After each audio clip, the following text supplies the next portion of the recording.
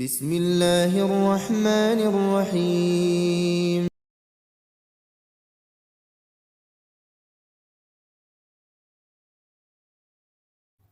Ustaz, kalau misalkan di Indonesia itu kebanyakan itu perbedaan pendapat Ustaz, masalah pengagungan terhadap kuburan seperti itu Ustaz. Karena mereka berdalih dengan tawasul. Sudah dengan pendapatnya kalau misalkan orang bertawasul itu mengikuti hadis Rasulullah SAW tentang orang buta itu Ustaz. Banyak seperti itu dan banyak dalil yang mereka lontarkan tentang masalah tawasul Ustaz. Gimana kalau misalkan seperti itu Ustaz, apa bisa dikategorikan syirik yang seperti Ustaz jelaskan atau memang karena perbedaan pendapat Ustaz? Makasih Ustaz. Tawasul kepada Nabi sallallahu alaihi wasallam, jika tawasulnya jadi tawasul kepada Nabi sallallahu alaihi wasallam setelah wafatnya Nabi, ini merupakan bid'ah. Dengan bentuk tawasul tersebut tidak mengantarkan kepada peribadatan. Karena kita tahu bahwasanya orang-orang musyrikin dahulu mereka juga bertawasul. Dalam ayat seperti kata Allah Subhanahu wa taala, mereka mengatakan ma na'buduhum illa liqarribuna ila Allahi zulfa. Kami tidak menyembah mereka kecuali mendekatkan kami kepada Allah sedekat-dekatnya. Dalam ayat yang lain mereka mengatakan haula'i syufa'auna indallah, ya. Mereka adalah pemberi syafaat bagi kami di sisi Allah. Jadi orang-orang musyrikin dahulu mereka menyembah sesembahan-sembahan mereka seperti Lata, Uzza dan yang lainnya dalam rangka untuk menyembah Allah. Perhatikan sini. Jadi mereka menyembah sesembahan-sembahan mereka dalam rangka untuk menyembah apa? Allah. Jadi mereka masuk dalam kesyirikan dalam bab syafaat. Akan tapi tatkala mereka minta syafaat kepada sesembahan-sembahan mereka disertai dengan peribadatan. Sehingga mereka terjerumus dalam kesyirikan. Entah dengan menyembelih untuk mereka, entah dengan meminta kepada mereka, ya. Entah dengan ketundukan, ya, kerendahan di hadapan sembahan-sembahan mereka tersebut, sehingga mereka bukan hanya sekedar bertawasul secara murni, tetapi disertai dengan peribadatan kepada sembahan-sembahan tersebut. Adapun praktek yang dilakukan oleh sebagian kaum muslimin tatkala pergi ke kuburan Nabi, mereka mengatakan, ya Rasulullah, mintakan kepada Allah Subhanahu wa taala agar saya gini dan demikian. Mohonkanlah kepada Allah. Kalau hanya sekedar ini, maka ini bid'ah, bukan apa? Bukan syirik. Karena dia tidak ada bentuk peribadatan kepada siapa? Kepada Rasulullah. Beda kalau dia mengatakan, ya Rasulullah tolong saya, ini kesyirikan seperti ini. Beri turunkanlah hujan bagi saya, ini kesyirikan, berarti minta kepada Nabi. Beda kalau permintaannya dalam bentuk tolong sampaikan permintaan saya kepada Allah Subhanahu wa taala, maka ini bukan kesyirikan, ini hanyalah apa? Bid'ah. Adapun hadis orang buta tadi adalah minta doa Nabi tatkala Nabi masih hidup, tidak jadi masalah. Kita sepakat bahwasanya doanya orang yang hidup, ya, itu bermanfaat. Kemudian tawasul seperti ini, kenapa kita cegah dan kita larang, kita katakan bid'ah? Karena dia bisa mengantarkan seorang kepada kesyirikan. Dan ini kenyataan.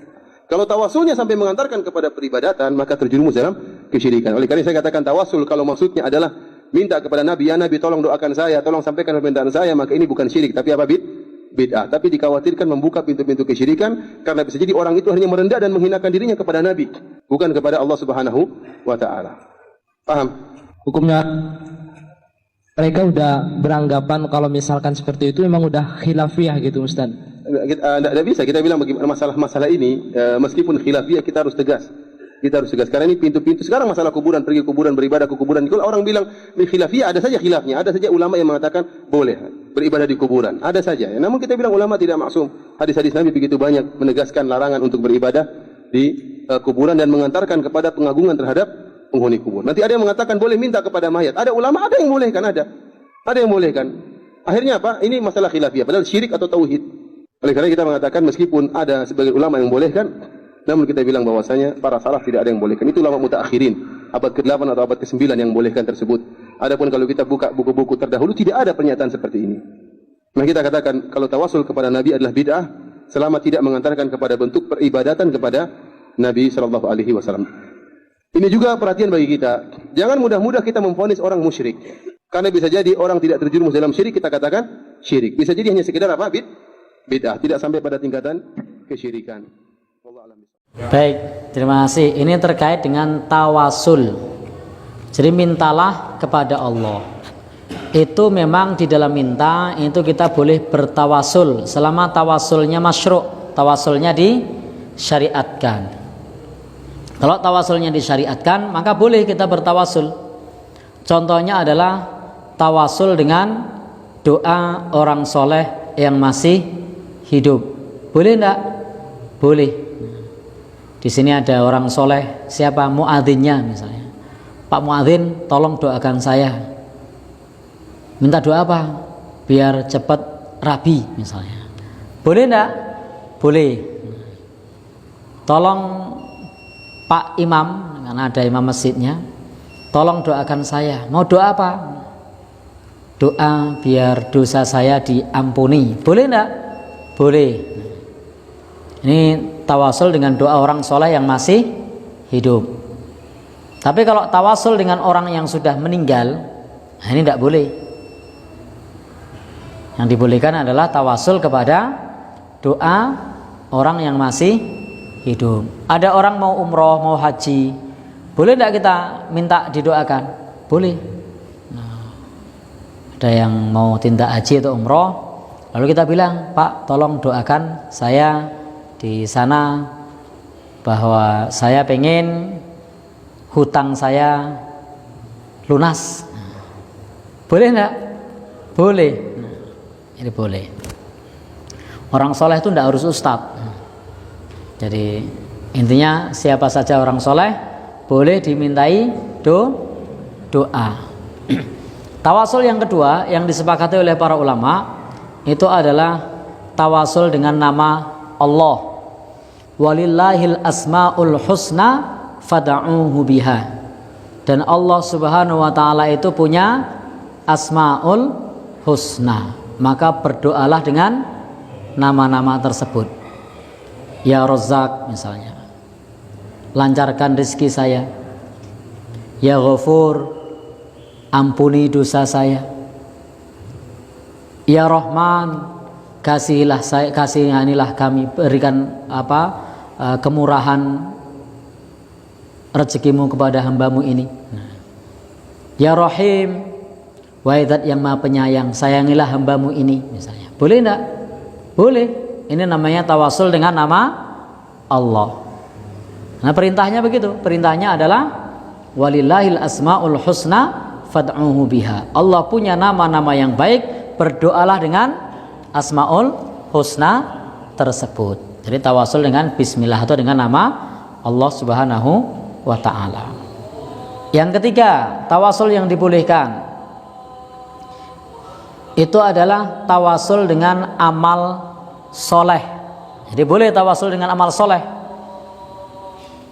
Nyemplungi kotak klutik, sedekah, amal soleh bukan? Amal soleh. Lalu setelah itu berdoa, ya Allah sembuhkan sakit saya, setelah nyemplungi kotak tadi. Ini namanya tawasul dengan amal soleh. Atau di masa silam kita pernah punya amal soleh, boleh disebut untuk tawasul. Ya Allah, saya pernah suatu malam di tengah hutan, tiba-tiba ada orang yang minta pertolongan kepada kami, dan kami saat itu sudah dalam posisi yang tidak punya apa-apa, tapi karena orang itu minta tolong maka kami berikan semua yang kami punya misalnya. Boleh enggak? Boleh. Kalau kami waktu itu melakukan ikhlas karenamu, ya Allah ampuni dosa saya, atau ya Allah lancarkan usaha saya. Boleh enggak? Boleh. Ya Allah, di suatu malam saat itu ada orang kebanan, bannya bocor,